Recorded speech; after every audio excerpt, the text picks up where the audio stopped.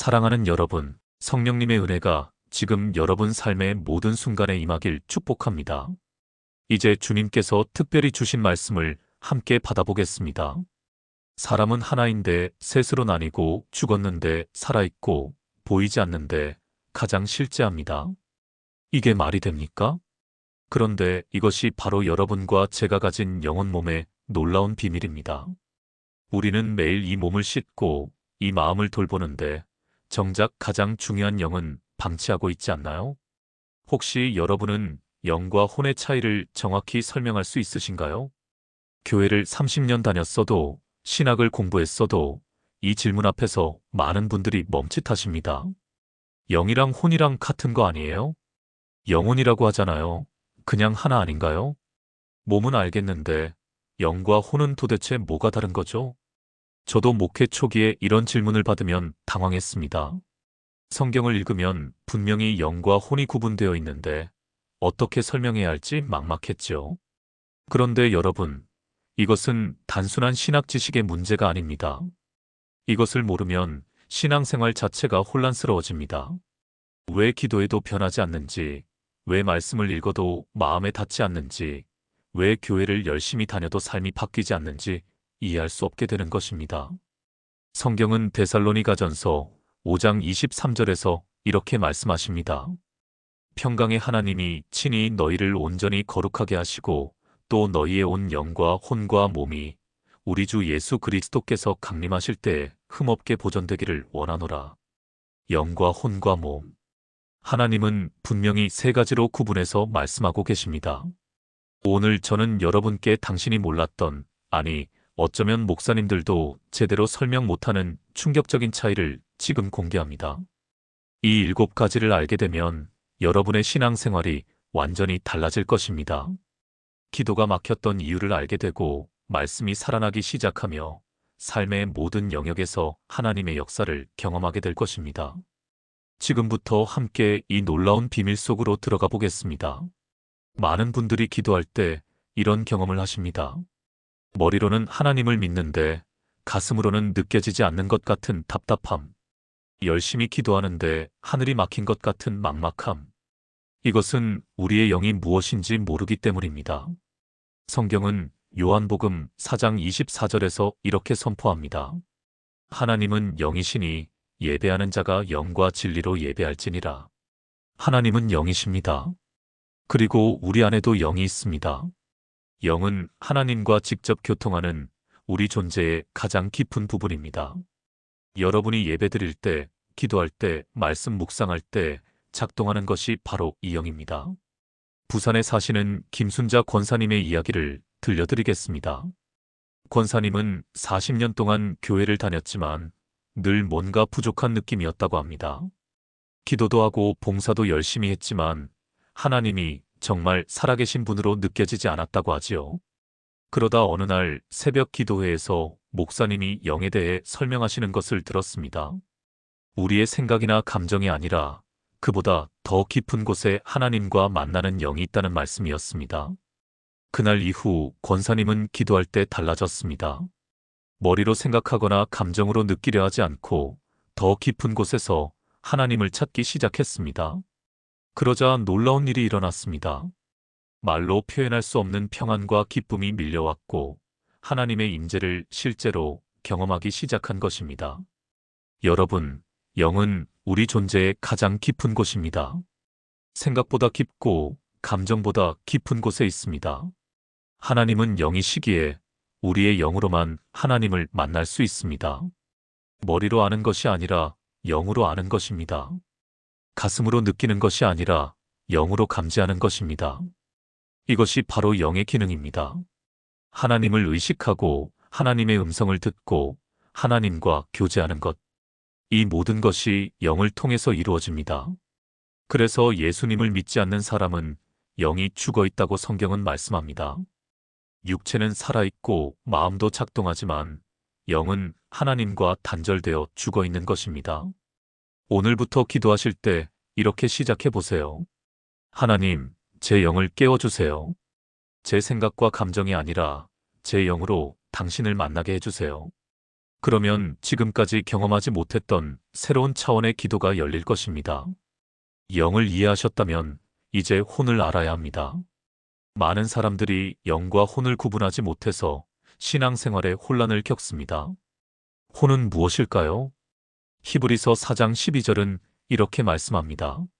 하나님의 말씀은 살아있고 활력이 있어 좌우의 날선 어떤 검보다도 예리하여 혼과 영과 및 관절과 골수를 찔러 쪼개기까지 하며 또 마음의 생각과 뜻을 판단하나니. 여기서 놀라운 표현이 나옵니다.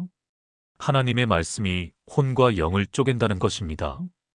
이 말은 혼과 영이 서로 다르다는 뜻입니다. 그렇다면 혼은 무엇일까요?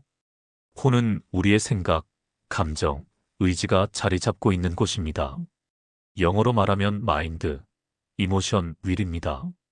여러분이 오늘 날씨가 좋네 하고 생각하는 것, 이것은 혼의 작용입니다. 기분이 좋아하고 느끼는 것, 이것도 혼의 작용입니다. 이 일을 해야겠어 하고 결정하는 것, 이건 역시 혼의 작용입니다. 대구에 사시는 이명애 집사님의 경험을 나눠드리겠습니다. 집사님은 늘 감정에 휘둘리는 신앙생활을 했다고 고백합니다. 기분이 좋으면 하나님이 함께 계신 것 같고 기분이 안 좋으면 하나님이 멀리 계신 것 같았다고 합니다. 예배 때 은혜 받으면 아, 하나님이 살아계셔 하다가도 집에 돌아가서 스트레스 받으면 하나님이 정말 계신가 하는 의심이 들었다고 하지요. 그런데 어느 날 깨달았습니다. 감정은 혼의 영역이고 하나님과의 관계는 영의 영역이라는 것을 말입니다. 감정이 요동쳐도 영 안에서는 하나님과 연결되어 있다는 사실을 알게 된 것입니다. 그 이후로 집사님은 감정에 흔들리지 않게 되었습니다. 기분이 안 좋아도 내 감정이 그럴 뿐이지 내 영 안에 하나님은 여전히 계셔하고 고백할 수 있게 되었습니다. 여러분, 이것이 영과 혼을 구분하는 실제적인 능력입니다. 우리의 생각과 감정은 매일 바뀝니다. 아침에는 기쁘다가 저녁에는 우울하고 어제는 확신했다가 오늘은 의심하는 것이 우리의 혼입니다. 그러나 영은 다릅니다. 예수님을 믿는 순간 우리 영은 거듭났고 하나님의 생명이 들어왔으며 그것은 변하지 않습니다. 문제는 우리가 혼의 목소리를 영의 상태로 착각한다는 것입니다. 감정이 안 좋으면 내 신앙이 떨어졌나 봐 하고 좌절합니다. 생각이 복잡하면 하나님이 나를 떠나셨나 봐 하고 불안해합니다. 그러나 여러분, 그것은 혼의 상태일 뿐입니다. 여러분의 영은 여전히 하나님과 연결되어 있습니다. 혼을 이해하면 신앙생활이 안정됩니다. 감정의 롤러코스터에서 내려올 수 있습니다. 생각의 혼란 속에서도 평안을 유지할 수 있습니다. 왜냐하면 우리의 영이 하나님 안에 안전하게 자리 잡고 있음을 알기 때문입니다.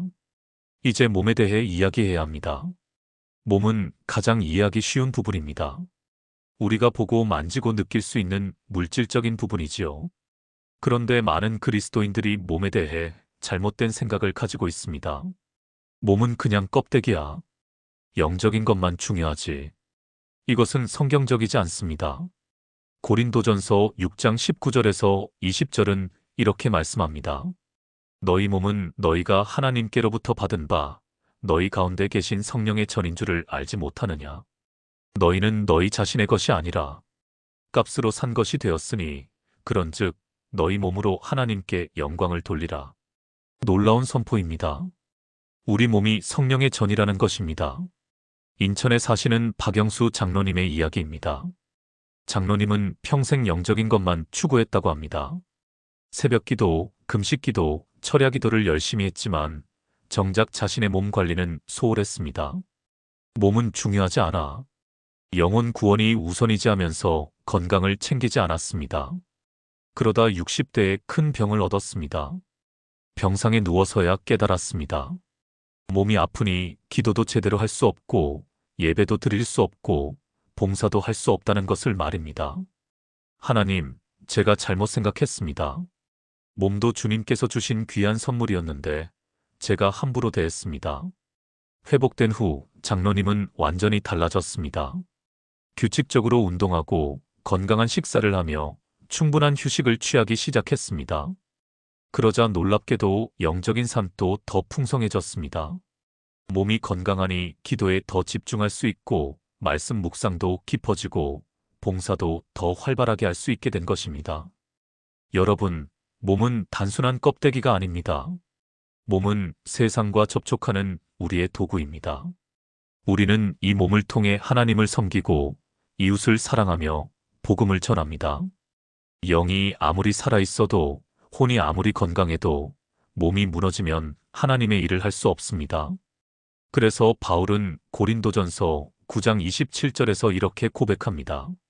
내가 내 몸을 처복종하게 함은 내가 남에게 전파한 후에 자신이 도리어 버림을 당할까 두려워함이로라.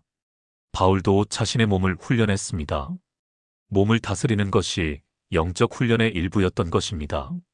오늘 여러분께 드리고 싶은 질문이 있습니다. 여러분은 하나님께서 주신 몸을 잘 돌보고 계신가요? 충분히 쉬고 계신가요? 건강하게 먹고 계신가요? 적절히 운동하고 계신가요? 이것은 세속적인 질문이 아닙니다. 이것은 영적인 질문입니다.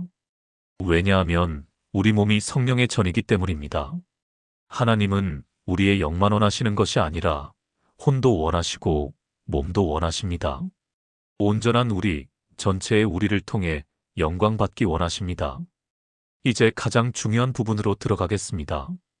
영혼 몸을 이해하는 것은 단순히 지식을 쌓기 위함이 아닙니다. 구원의 과정을 이해하기 위함입니다. 많은 그리스도인들이 구원에 대해 막연하게 생각합니다. 예수님 믿으면 천국 가는 거지하고 단순하게 생각하지요. 그러나 성경은 구원을 훨씬 더 깊고 풍성하게 설명합니다. 에베소서 2장 1절부터 5절까지 읽어보겠습니다. 그는 허물과 죄로 죽었던 너희를 살리셨도다. 그때에 너희는 그 가운데서 행하여 이 세상 풍조를 따르고 공중의 권세 잡은 자를 따랐으니 곧 지금 불순종의 아들들 가운데서 역사하는 영이라.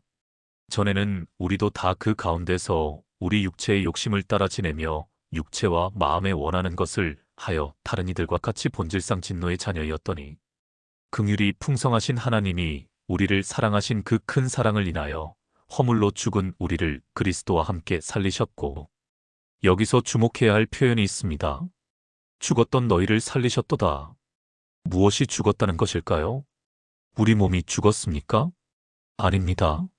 몸은 살아서 움직이고 있었습니다. 우리 혼이 죽었습니까? 아닙니다. 생각하고 느끼고 결정하고 있었습니다. 그렇다면 무엇이 죽었습니까? 바로 영입니다. 예수님을 믿기 전 우리의 영은 죽어 있었습니다. 하나님과 단절되어 하나님을 알 수 없고 하나님을 경험할 수 없는 상태였던 것입니다. 서울에 사시는 최미경 집사님의 간증입니다. 집사님은 40대 중반에 예수님을 믿으셨습니다. 그 전까지는 성공한 사업가로 모든 것을 다 가진 것 같았다고 합니다. 돈도 있고 명예도 있고 가정도 화목했습니다. 그런데 이상하게 늘 공허했다고 합니다. 뭔가 빠진 것 같아. 이게 다는 아닌 것 같아 하는 느낌이 떠나지 않았다고 하지요. 그러다 한 친구의 전도로 교회에 나가게 되었고 예수님을 영접했습니다. 그 순간 집사님은 말로 표현할 수 없는 경험을 했습니다. 아, 이거구나. 내가 평생 찾던 게 바로 이거였구나. 집사님의 표현으로는 내 안에 불이 켜진 것 같았다고 합니다. 지금까지 꺼져 있던 어떤 부분이 갑자기 작동하기 시작한 느낌이었다고 하지요. 그것이 바로 영의 거듭남입니다. 죽어있던 영이 살아난 것입니다. 하나님과 단절되었던 영이 다시 연결된 것입니다. 요한복음 3장 6절에서 예수님은 이렇게 말씀하십니다. 육으로 난 것은 육이요 영으로 난 것은 영이니. 우리는 부모님을 통해 육체로 한번 태어났습니다. 그러나 예수님을 믿을 때 영으로 다시 태어나는 것입니다. 이것이 거듭남입니다. 이것이 구원의 시작입니다. 여러분, 혹시 예수님을 믿으신다면서도 하나님이 실감나지 않으신가요? 기도해도 응답이 없는 것 같고 성경을 읽어도 그냥 글자로만 보이나요? 그렇다면 여러분의 영이 정말 거듭났는지 확인해 보셔야 합니다. 영이 거듭나면 분명히 알 수 있습니다. 하나님이 살아계신 분으로 느껴지고 성경이 살아있는 말씀으로 다가오며 기도가 실제로 들리는 경험을 하게 됩니다. 만약 아직 그런 확신이 없으시다면 지금 이 순간 예수님을 여러분의 구주로 영접하십시오. 예수님, 제 영을 살려주세요. 제가 죄인임을 고백합니다. 예수님을 제 구주로 믿습니다. 이렇게 고백하는 순간 여러분의 영이 살아나고 하나님의 자녀가 되는 것입니다. 영이 거듭난 후에 시작되는 것이 있습니다.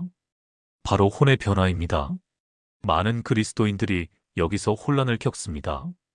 분명히 예수님을 믿었는데 왜 나는 여전히 화도 나고 욕심도 생기고 두려움도 느낄까? 이것은 자연스러운 현상입니다. 왜냐하면 영은 순간적으로 거듭나지만 혼은 평생에 걸쳐 변화되기 때문입니다. 로마서 12장 2절을 보겠습니다. 너희는 이 세대를 본받지 말고 오직 마음을 새롭게 함으로 변화를 받아 하나님의 선하시고 기뻐하시고 온전하신 뜻이 무엇인지 분별하도록 하라. 여기서 마음을 새롭게 함이 바로 혼의 변화를 말하는 것입니다. 생각의 변화, 감정의 변화, 의지의 변화입니다. 광주에 사시는 정순이 권사님의 이야기를 들려드리겠습니다. 권사님은 20대에 예수님을 믿으셨는데 30년이 지난 지금도 여전히 변화 중이라고 고백합니다. 초신자 때는 이제 예수 믿었으니 완벽한 사람이 되어야지 하고 생각했다고 합니다. 그런데 시간이 지나도 여전히 화도 나고 실수도 하고 죄도 짓는 자신을 발견하면서 좌절했다고 하지요. 나는 왜 이 모양일까? 예수를 제대로 믿는 게 맞나? 하는 의심까지 들었습니다. 그런데 어느 날 목사님의 설교를 통해 깨달았습니다. 구원은 순간이지만 성화는 과정이라는 것을 말입니다. 영은 이미 완전히 거듭났지만 혼은 조금씩 변화되어 간다는 것을 알게 된 것입니다. 그 후 권사님은 자신에게 너그러워졌습니다. 실수해도 아직 변화 중이구나 하고 받아들이고 다시 일어서는 법을 배웠습니다. 동시에 게으르지도 않았습니다. 매일 말씀을 읽고 기도하며 성령님께 순종하려고 노력했습니다. 30년이 지난 지금 권사님은 놀라운 변화를 경험했습니다. 예전에는 화가 나면 며칠씩 풀리지 않았는데 이제는 금방 용서할 수 있게 되었습니다. 예전에는 물질에 집착했는데 이제는 기쁘게 나누는 마음이 생겼습니다. 예전에는 사람들이 무서웠는데 이제는 사랑으로 섬길 수 있게 되었습니다. 여러분, 이것이 혼의 변화입니다. 이것이 성화의 과정입니다. 빌립보서 2장 12절에서 13절은 이렇게 말씀합니다. 그러므로 나의 사랑하는 자들아 너희가 나 있을 때뿐 아니라 더욱 지금 나 없을 때에도 항상 복종하여 두렵고 떨림으로 너희 구원을 이루라. 너희 안에서 행하시는 이는 하나님이시니 자기의 기쁘신 뜻을 위하여 너희에게 소원을 두고 행하게 하시나니 구원을 이루라는 것입니다. 영어로는 workout your salvation입니다. 이미 받은 구원을 삶 속에서 실현해 나가라는 뜻입니다. 이것이 혼의 변화, 성화의 과정입니다. 여러분이 예수님을 믿은 후에도 여전히 부족함을 느끼신다면 그것은 정상입니다. 오히려 그것을 느낀다는 것 자체가 성령님이 여러분 안에서 일하고 계신다는 증거입니다. 포기하지 마십시오. 매일 말씀을 읽고 기도하며 성령님께 순종하십시오. 그러면 여러분의 생각이 변하고 감정이 변하고 의지가 변할 것입니다. 5년 후, 10년 후에 여러분은 지금과 완전히 다른 사람이 되어 있을 것입니다. 영이 거듭나고 혼이 변화되면 마지막으로 남은 것이 있습니다. 바로 몸의 변화입니다. 그런데 몸의 변화는 이 땅에서 완성되지 않습니다. 몸은 여전히 늙어가고 병들고 결국 죽습니다. 그렇다면 몸은 구원받지 못하는 것일까요? 아닙니다. 고린도전서 15장 42절에서 44절을 보겠습니다. 죽은 자의 부활도 그와 같으니 썩을 것으로 심고 썩지 아니할 것으로 다시 살아나며 욕된 것으로 심고 영광스러운 것으로 다시 살아나며 약한 것으로 심고 강한 것으로 다시 살아나며 육의 몸으로 심고 신령한 몸으로 다시 살아나나니 육의 몸이 있은즉 또 영의 몸도 있느니라. 놀라운 약속입니다. 우리 몸도 부활한다는 것입니다. 썩을 몸이 썩지 않을 몸으로, 약한 몸이 강한 몸으로, 육의 몸이 영의 몸으로 변화된다는 것입니다. 대전에 사시는 한영숙 권사님의 이야기입니다. 권사님은 70대 중반이신데 몸이 많이 아프십니다. 관절염으로 걷기도 힘들고 소화도 잘 안 되고 여기저기 아프지 않은 데가 없다고 하십니다. 예배에 참석하는 것도 힘들 때가 많고 기도하려고 무릎 꿇는 것도 쉽지 않습니다. 어느 날 권사님이 눈물로 기도하셨습니다.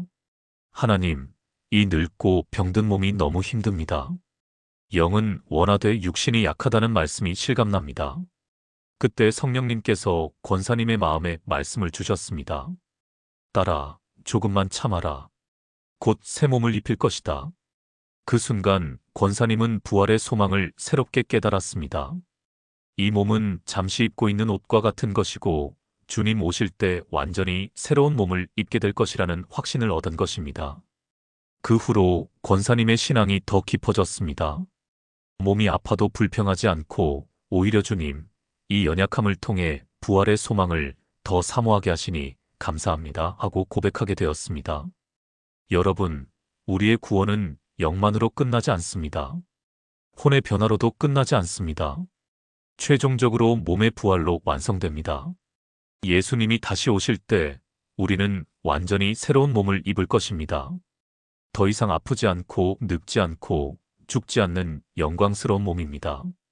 빌립보서 3장 20절에서 21절은 이렇게 선포합니다.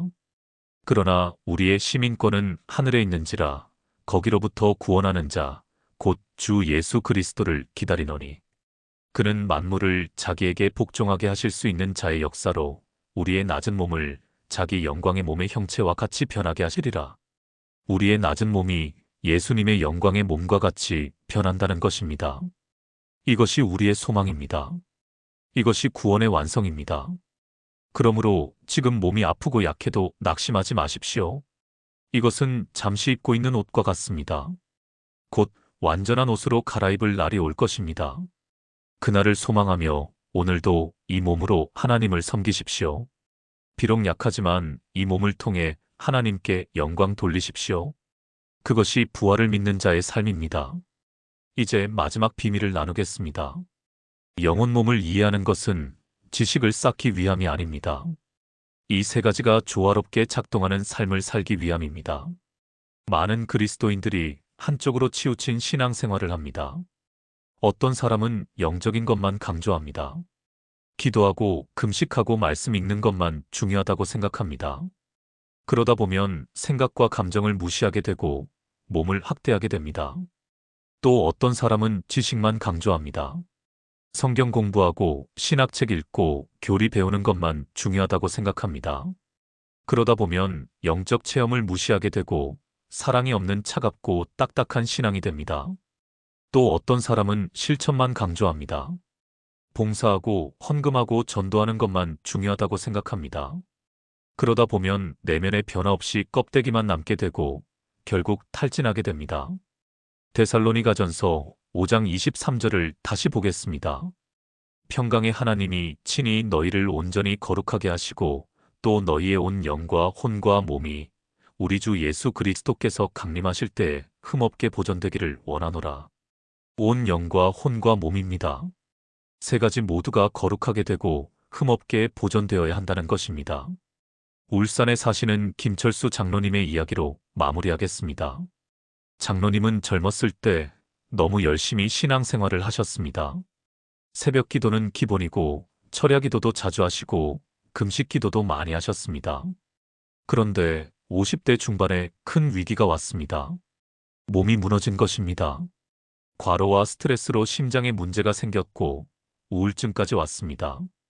병상에 누워서 장로님은 깊이 반성했습니다. 내가 영만 챙기고 혼과 몸을 무시했구나. 이것은 하나님이 원하시는 신앙이 아니었구나.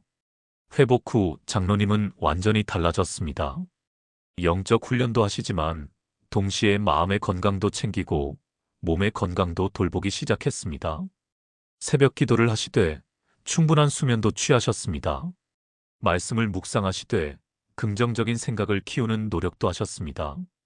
봉사를 하시되 적절한 휴식도 취하셨습니다. 그러자 놀라운 일이 일어났습니다. 신앙생활이 더 깊어지고 더 안정되고 더 기쁨이 넘치게 된 것입니다. 예전에는 의무감으로 했다면 이제는 사랑으로 하게 되었습니다. 예전에는 율법적으로 했다면 이제는 자유 가운데 하게 되었습니다. 여러분, 진정한 신앙생활은 영혼 몸이 조화를 이루는 것입니다. 영을 깨우십시오.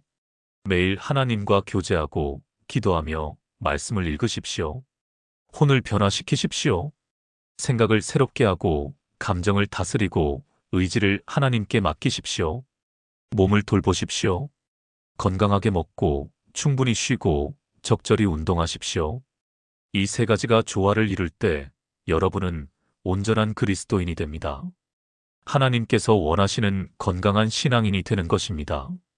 사랑하는 여러분, 지금까지 영혼 몸에 대한 7가지 놀라운 비밀을 함께 나누었습니다. 첫째, 영은 하나님과 직접 만나는 가장 깊은 우리의 부분입니다. 둘째, 혼은 우리의 생각과 감정과 의지가 사는 집입니다. 셋째, 몸은 세상과 접촉하는 우리의 소중한 도구입니다. 넷째, 영의 거듭남이 구원의 시작입니다. 다섯째, 혼의 변화가 성화의 과정입니다. 여섯째, 몸의 부활이 구원의 완성입니다. 일곱째, 영혼 몸의 조화가 진정한 신앙생활입니다. 이 7가지를 이해하면 여러분의 신앙생활이 완전히 달라질 것입니다. 왜 기도해도 응답이 없는 것 같은지 알게 될 것입니다. 왜 예수 믿어도 여전히 부족한지 이해하게 될 것입니다. 왜 때로 연약하고 때로 강한지 깨닫게 될 것입니다.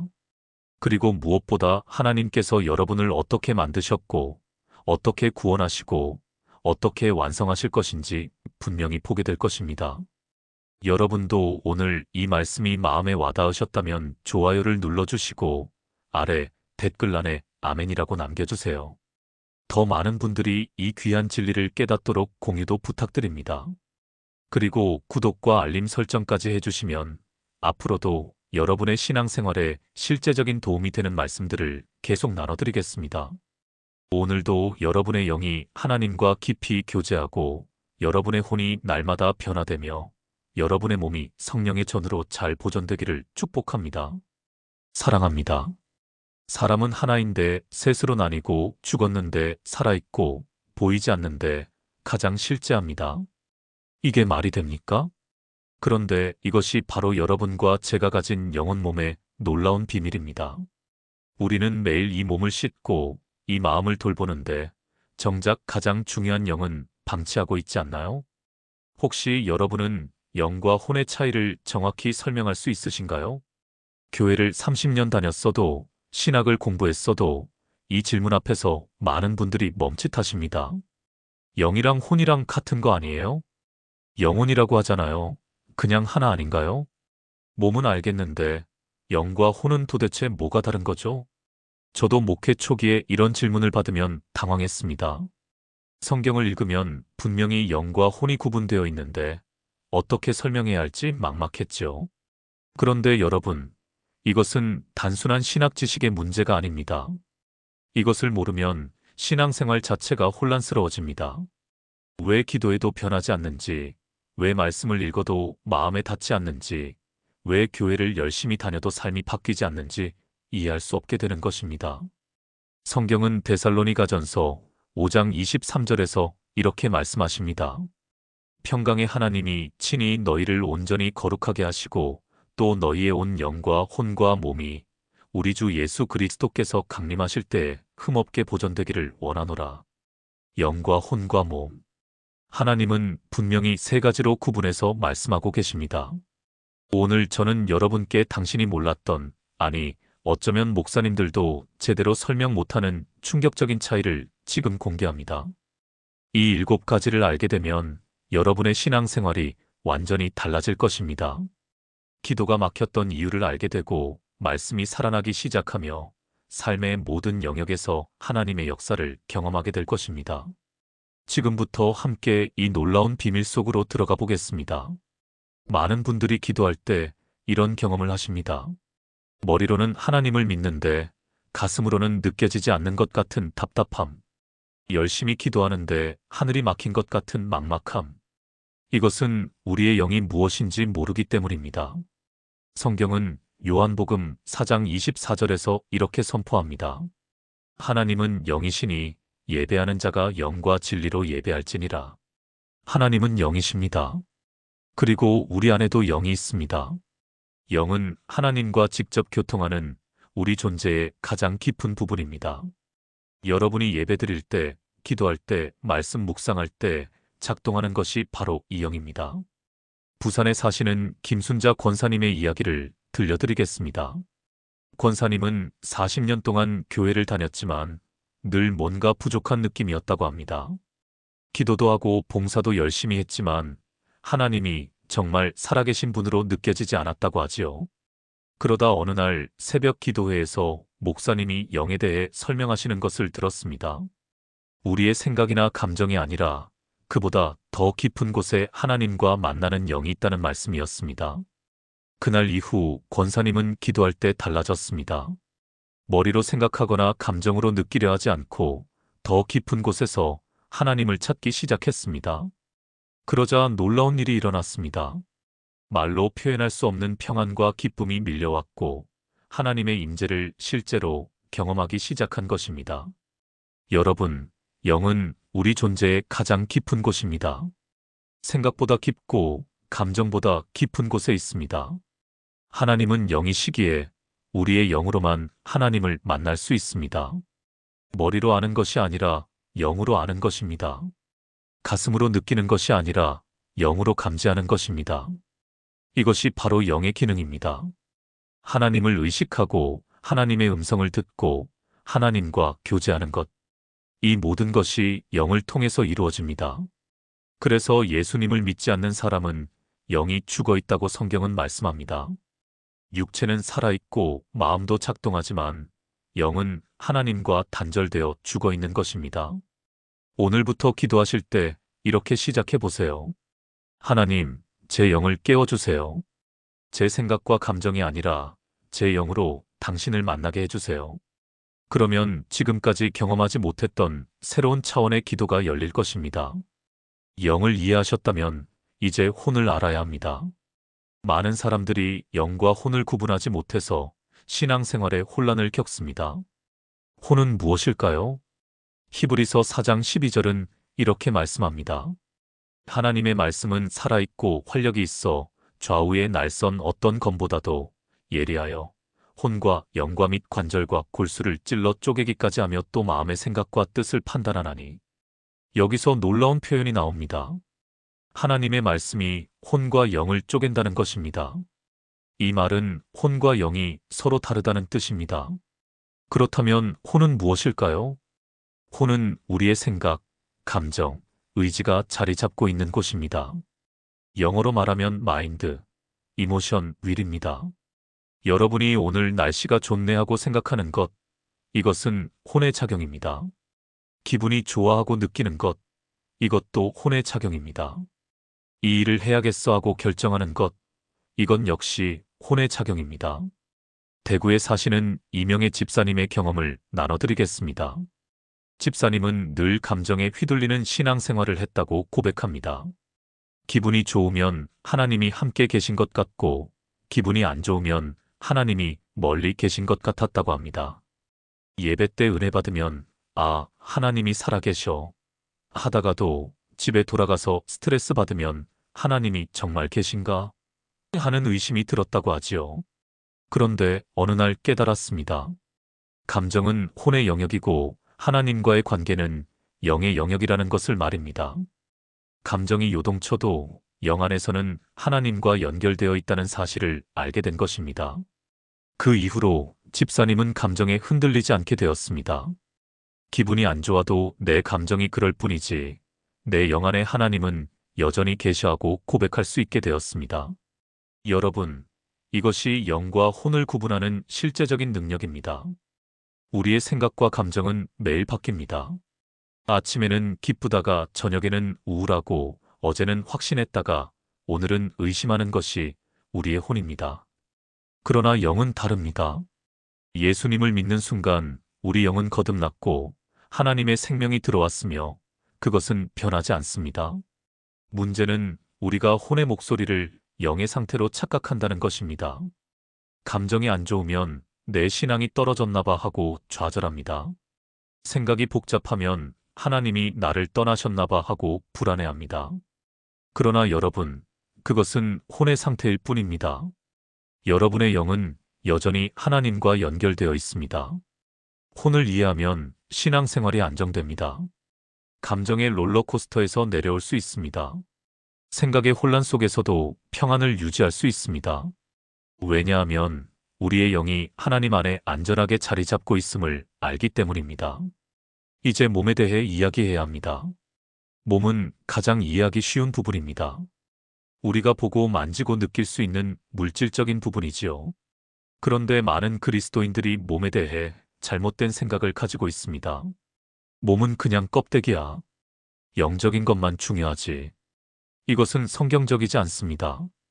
고린도전서 6장 19절에서 20절은 이렇게 말씀합니다. 너희 몸은 너희가 하나님께로부터 받은 바 너희 가운데 계신 성령의 전인 줄을 알지 못하느냐. 너희는 너희 자신의 것이 아니라 값으로 산 것이 되었으니 그런즉 너희 몸으로 하나님께 영광을 돌리라. 놀라운 선포입니다. 우리 몸이 성령의 전이라는 것입니다. 인천에 사시는 박영수 장로님의 이야기입니다. 장로님은 평생 영적인 것만 추구했다고 합니다. 새벽기도, 금식기도, 철야기도를 열심히 했지만 정작 자신의 몸 관리는 소홀했습니다. 몸은 중요하지 않아. 영혼 구원이 우선이지 하면서 건강을 챙기지 않았습니다. 그러다 60대에 큰 병을 얻었습니다. 병상에 누워서야 깨달았습니다. 몸이 아프니 기도도 제대로 할 수 없고 예배도 드릴 수 없고 봉사도 할 수 없다는 것을 말입니다. 하나님, 제가 잘못 생각했습니다. 몸도 주님께서 주신 귀한 선물이었는데 제가 함부로 대했습니다. 회복된 후 장로님은 완전히 달라졌습니다. 규칙적으로 운동하고 건강한 식사를 하며 충분한 휴식을 취하기 시작했습니다. 그러자 놀랍게도 영적인 삶도 더 풍성해졌습니다. 몸이 건강하니 기도에 더 집중할 수 있고 말씀 묵상도 깊어지고 봉사도 더 활발하게 할 수 있게 된 것입니다. 여러분, 몸은 단순한 껍데기가 아닙니다. 몸은 세상과 접촉하는 우리의 도구입니다. 우리는 이 몸을 통해 하나님을 섬기고 이웃을 사랑하며 복음을 전합니다. 영이 아무리 살아있어도 혼이 아무리 건강해도 몸이 무너지면 하나님의 일을 할 수 없습니다. 그래서 바울은 고린도전서 9장 27절에서 이렇게 고백합니다. 내가 내 몸을 처복종하게 함은 내가 남에게 전파한 후에 자신이 도리어 버림을 당할까 두려워함이로라. 바울도 자신의 몸을 훈련했습니다.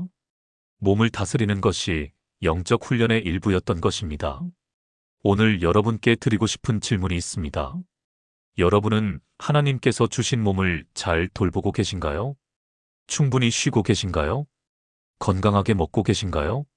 적절히 운동하고 계신가요? 이것은 세속적인 질문이 아닙니다. 이것은 영적인 질문입니다. 왜냐하면 우리 몸이 성령의 전이기 때문입니다. 하나님은 우리의 영만 원하시는 것이 아니라 혼도 원하시고 몸도 원하십니다.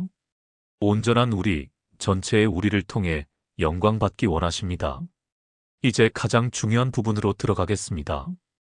영혼 몸을 이해하는 것은 단순히 지식을 쌓기 위함이 아닙니다. 구원의 과정을 이해하기 위함입니다. 많은 그리스도인들이 구원에 대해 막연하게 생각합니다. 예수님 믿으면 천국 가는 거지하고 단순하게 생각하지요. 그러나 성경은 구원을 훨씬 더 깊고 풍성하게 설명합니다. 에베소서 2장 1절부터 5절까지 읽어보겠습니다. 그는 허물과 죄로 죽었던 너희를 살리셨도다.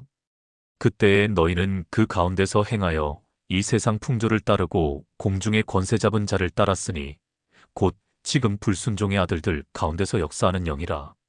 전에는 우리도 다 그 가운데서 우리 육체의 욕심을 따라 지내며 육체와 마음에 원하는 것을 하여 다른 이들과 같이 본질상 진노의 자녀이었더니 긍휼이 풍성하신 하나님이 우리를 사랑하신 그 큰 사랑을 인하여 허물로 죽은 우리를 그리스도와 함께 살리셨고, 여기서 주목해야 할 표현이 있습니다. 죽었던 너희를 살리셨도다. 무엇이 죽었다는 것일까요? 우리 몸이 죽었습니까? 아닙니다. 몸은 살아서 움직이고 있었습니다. 우리 혼이 죽었습니까? 아닙니다. 생각하고 느끼고 결정하고 있었습니다. 그렇다면 무엇이 죽었습니까? 바로 영입니다. 예수님을 믿기 전 우리의 영은 죽어 있었습니다. 하나님과 단절되어 하나님을 알 수 없고 하나님을 경험할 수 없는 상태였던 것입니다. 서울에 사시는 최미경 집사님의 간증입니다. 집사님은 40대 중반에 예수님을 믿으셨습니다. 그 전까지는 성공한 사업가로 모든 것을 다 가진 것 같았다고 합니다. 돈도 있고 명예도 있고 가정도 화목했습니다. 그런데 이상하게 늘 공허했다고 합니다. 뭔가 빠진 것 같아. 이게 다는 아닌 것 같아 하는 느낌이 떠나지 않았다고 하지요. 그러다 한 친구의 전도로 교회에 나가게 되었고 예수님을 영접했습니다. 그 순간 집사님은 말로 표현할 수 없는 경험을 했습니다. 아, 이거구나. 내가 평생 찾던 게 바로 이거였구나. 집사님의 표현으로는 내 안에 불이 켜진 것 같았다고 합니다. 지금까지 꺼져 있던 어떤 부분이 갑자기 작동하기 시작한 느낌이었다고 하지요. 그것이 바로 영의 거듭남입니다. 죽어있던 영이 살아난 것입니다. 하나님과 단절되었던 영이 다시 연결된 것입니다. 요한복음 3장 6절에서 예수님은 이렇게 말씀하십니다.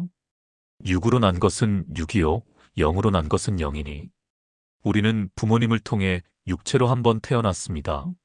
그러나 예수님을 믿을 때 영으로 다시 태어나는 것입니다. 이것이 거듭남입니다. 이것이 구원의 시작입니다. 여러분, 혹시 예수님을 믿으신다면서도 하나님이 실감나지 않으신가요? 기도해도 응답이 없는 것 같고 성경을 읽어도 그냥 글자로만 보이나요? 그렇다면 여러분의 영이 정말 거듭났는지 확인해 보셔야 합니다. 영이 거듭나면 분명히 알 수 있습니다. 하나님이 살아계신 분으로 느껴지고 성경이 살아있는 말씀으로 다가오며 기도가 실제로 들리는 경험을 하게 됩니다. 만약 아직 그런 확신이 없으시다면 지금 이 순간 예수님을 여러분의 구주로 영접하십시오. 예수님, 제 영을 살려주세요. 제가 죄인임을 고백합니다. 예수님을 제 구주로 믿습니다.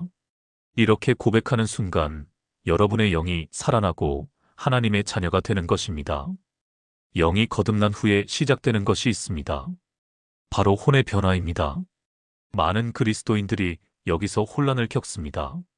분명히 예수님을 믿었는데 왜 나는 여전히 화도 나고 욕심도 생기고 두려움도 느낄까? 이것은 자연스러운 현상입니다. 왜냐하면 영은 순간적으로 거듭나지만 혼은 평생에 걸쳐 변화되기 때문입니다. 로마서 12장 2절을 보겠습니다. 너희는 이 세대를 본받지 말고 오직 마음을 새롭게 함으로 변화를 받아 하나님의 선하시고 기뻐하시고 온전하신 뜻이 무엇인지 분별하도록 하라. 여기서 마음을 새롭게 함이 바로 혼의 변화를 말하는 것입니다. 생각의 변화, 감정의 변화, 의지의 변화입니다. 광주에 사시는 정순이 권사님의 이야기를 들려드리겠습니다. 권사님은 20대에 예수님을 믿으셨는데 30년이 지난 지금도 여전히 변화 중이라고 고백합니다. 초신자 때는 이제 예수 믿었으니 완벽한 사람이 되어야지 하고 생각했다고 합니다. 그런데 시간이 지나도 여전히 화도 나고 실수도 하고 죄도 짓는 자신을 발견하면서 좌절했다고 하지요. 나는 왜 이 모양일까? 예수를 제대로 믿는 게 맞나? 하는 의심까지 들었습니다. 그런데 어느 날 목사님의 설교를 통해 깨달았습니다. 구원은 순간이지만 성화는 과정이라는 것을 말입니다. 영은 이미 완전히 거듭났지만 혼은 조금씩 변화되어 간다는 것을 알게 된 것입니다. 그 후 권사님은 자신에게 너그러워졌습니다. 실수해도 아직 변화 중이구나 하고 받아들이고 다시 일어서는 법을 배웠습니다. 동시에 게으르지도 않았습니다. 매일 말씀을 읽고 기도하며 성령님께 순종하려고 노력했습니다. 30년이 지난 지금 권사님은 놀라운 변화를 경험했습니다. 예전에는 화가 나면 며칠씩 풀리지 않았는데 이제는 금방 용서할 수 있게 되었습니다. 예전에는 물질에 집착했는데 이제는 기쁘게 나누는 마음이 생겼습니다. 예전에는 사람들이 무서웠는데 이제는 사랑으로 섬길 수 있게 되었습니다. 여러분, 이것이 혼의 변화입니다. 이것이 성화의 과정입니다. 빌립보서 2장 12절에서 13절은 이렇게 말씀합니다. 그러므로 나의 사랑하는 자들아, 너희가 나 있을 때뿐 아니라 더욱 지금 나 없을 때에도 항상 복종하여 두렵고 떨림으로 너희 구원을 이루라. 너희 안에서 행하시는 이는 하나님이시니 자기의 기쁘신 뜻을 위하여 너희에게 소원을 두고 행하게 하시나니. 구원을 이루라는 것입니다. 영어로는 work out your salvation입니다. 이미 받은 구원을 삶 속에서 실현해 나가라는 뜻입니다. 이것이 혼의 변화, 성화의 과정입니다. 여러분이 예수님을 믿은 후에도 여전히 부족함을 느끼신다면 그것은 정상입니다. 오히려 그것을 느낀다는 것 자체가 성령님이 여러분 안에서 일하고 계신다는 증거입니다. 포기하지 마십시오. 매일 말씀을 읽고 기도하며 성령님께 순종하십시오. 그러면 여러분의 생각이 변하고 감정이 변하고 의지가 변할 것입니다. 5년 후, 10년 후에 여러분은 지금과 완전히 다른 사람이 되어 있을 것입니다. 영이 거듭나고 혼이 변화되면 마지막으로 남은 것이 있습니다. 바로 몸의 변화입니다. 그런데 몸의 변화는 이 땅에서 완성되지 않습니다. 몸은 여전히 늙어가고 병들고 결국 죽습니다. 그렇다면 몸은 구원받지 못하는 것일까요? 아닙니다. 고린도전서 15장 42절에서 44절을 보겠습니다. 죽은 자의 부활도 그와 같으니 썩을 것으로 심고 썩지 아니할 것으로 다시 살아나며 욕된 것으로 심고 영광스러운 것으로 다시 살아나며 약한 것으로 심고 강한 것으로 다시 살아나며 육의 몸으로 심고 신령한 몸으로 다시 살아나나니 육의 몸이 있은즉 또 영의 몸도 있느니라. 놀라운 약속입니다. 우리 몸도 부활한다는 것입니다. 썩을 몸이 썩지 않을 몸으로, 약한 몸이 강한 몸으로, 육의 몸이 영의 몸으로 변화된다는 것입니다. 대전에 사시는 한영숙 권사님의 이야기입니다. 권사님은 70대 중반이신데 몸이 많이 아프십니다. 관절염으로 걷기도 힘들고 소화도 잘 안 되고 여기저기 아프지 않은 데가 없다고 하십니다. 예배에 참석하는 것도 힘들 때가 많고 기도하려고 무릎 꿇는 것도 쉽지 않습니다. 어느 날 권사님이 눈물로 기도하셨습니다. 하나님, 이 늙고 병든 몸이 너무 힘듭니다. 영은 원하되 육신이 약하다는 말씀이 실감납니다. 그때 성령님께서 권사님의 마음에 말씀을 주셨습니다. 딸아, 조금만 참아라. 곧 새 몸을 입힐 것이다. 그 순간 권사님은 부활의 소망을 새롭게 깨달았습니다. 이 몸은 잠시 입고 있는 옷과 같은 것이고 주님 오실 때 완전히 새로운 몸을 입게 될 것이라는 확신을 얻은 것입니다. 그 후로 권사님의 신앙이 더 깊어졌습니다. 몸이 아파도 불평하지 않고 오히려 주님, 이 연약함을 통해 부활의 소망을 더 사모하게 하시니 감사합니다 하고 고백하게 되었습니다. 여러분, 우리의 구원은 영만으로 끝나지 않습니다. 혼의 변화로도 끝나지 않습니다. 최종적으로 몸의 부활로 완성됩니다. 예수님이 다시 오실 때 우리는 완전히 새로운 몸을 입을 것입니다. 더 이상 아프지 않고 늙지 않고 죽지 않는 영광스러운 몸입니다.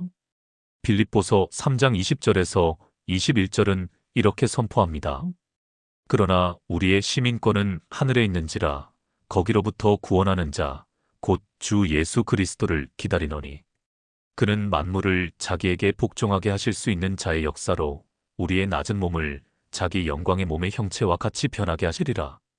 우리의 낮은 몸이 예수님의 영광의 몸과 같이 변한다는 것입니다. 이것이 우리의 소망입니다. 이것이 구원의 완성입니다. 그러므로 지금 몸이 아프고 약해도 낙심하지 마십시오.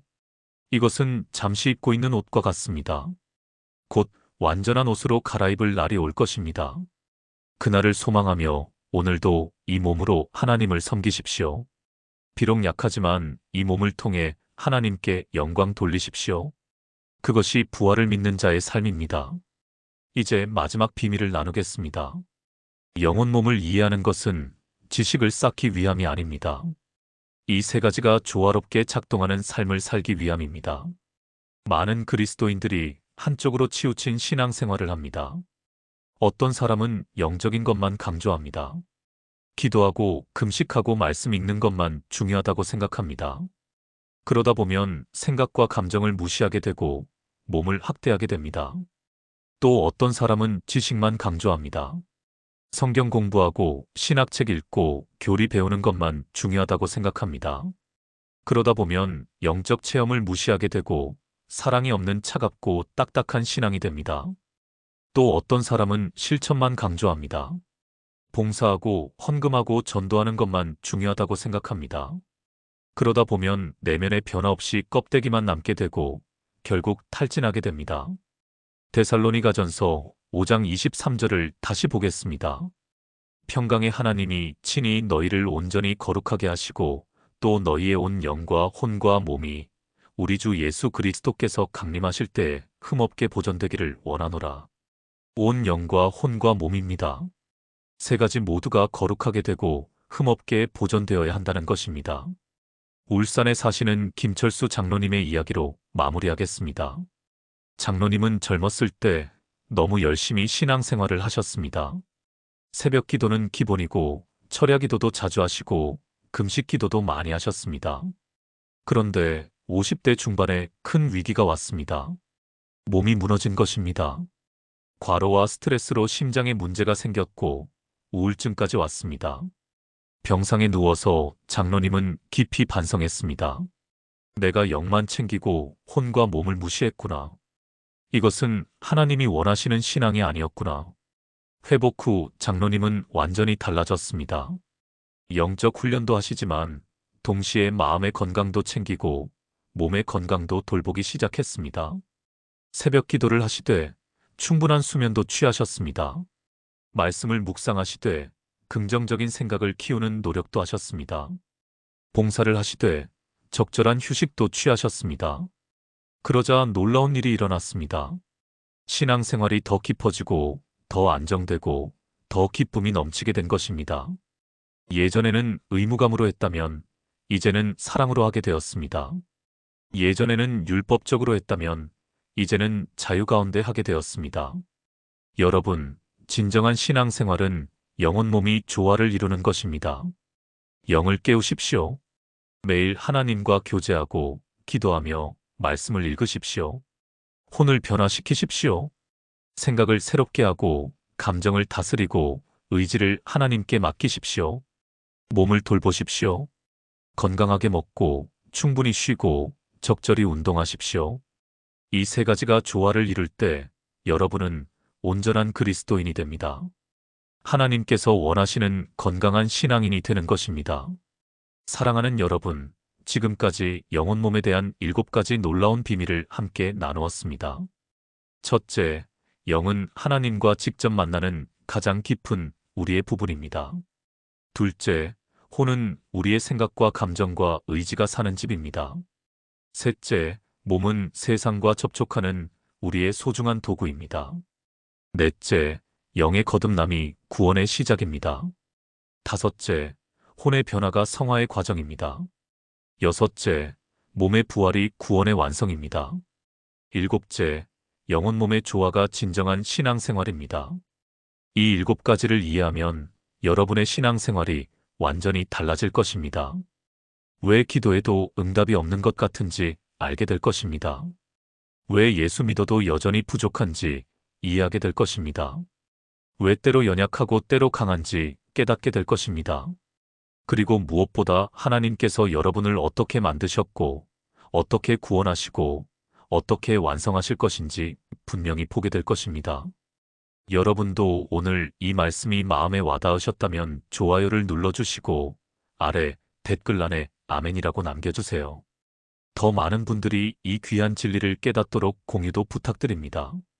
그리고 구독과 알림 설정까지 해주시면 앞으로도 여러분의 신앙생활에 실제적인 도움이 되는 말씀들을 계속 나눠드리겠습니다.